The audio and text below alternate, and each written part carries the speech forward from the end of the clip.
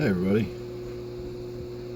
I just wanted to get a little bit of video here of my Hillstream Loach, or my Chinese butterfly fish, eating some algae wafer. I've had people ask me what I feed them, and in addition to the offwalks that grow in the tank, there's my rubber lip pleco right there, in addition to the natural forage and the offwalks, the butterfly fish, or the Hillstream Loach, whichever you want to call it, loves those Hikari algae wafers. As you can see, the Otocinclus there on the left, the Otos love them too. Now where that Skunk Loach is, underneath that rock, somewhere in there is, we just got a little tiny glimpse of him, but somewhere in there is a South American Bumblebee Catfish. So every now and again you will get a little glimpse of him sticking his fin out or sticking his face out and grabbing at a piece of that algae wafer. There he goes. So he is still in there, he is still alive, but he's really reclusive. I never see him. But this Hillstream Loach here, this Chinese butterfly fish, is one of my more unusual fish, and I seldom shoot very much video of it. I really shouldn't have this in this tank. I tried a lot of them and they all died off. This one, for some reason, just managed to hang on and survive. But they need colder water, they need highly oxygenated water, and they prefer nice high current, a lot of water flow in the tank.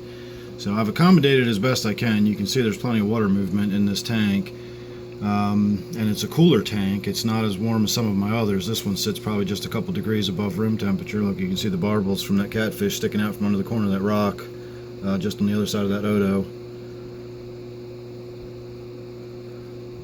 But all things considered, I was never able to keep these little Hillstream Loaches alive for very long.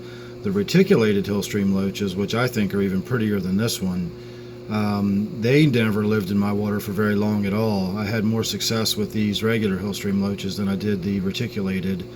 But even these, I used to have about 6 of them in this tank, and this one here is the only one that survived.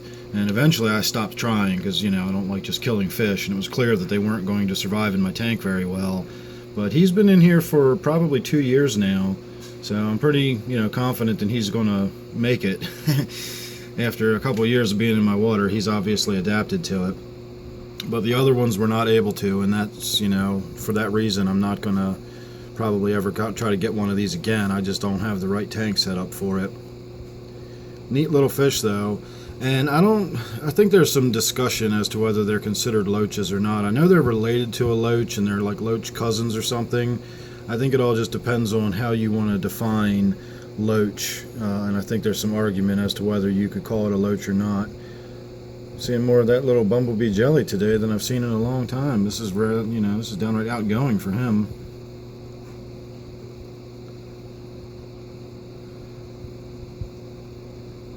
He's sticking with his own there, right in the middle of the bustle with everybody in the tank.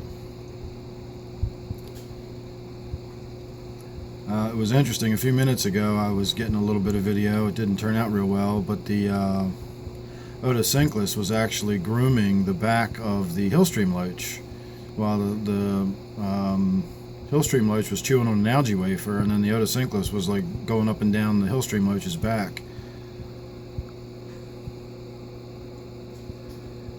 So cool little fish, just wanted to get a little bit of video of it.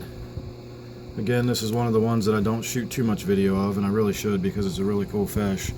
This is my Gouramis tank, and if you check out the playlist, I have lots and lots of videos of this tank, so you can see more of that Loach in those videos. So thanks for watching this one. I hope you enjoyed.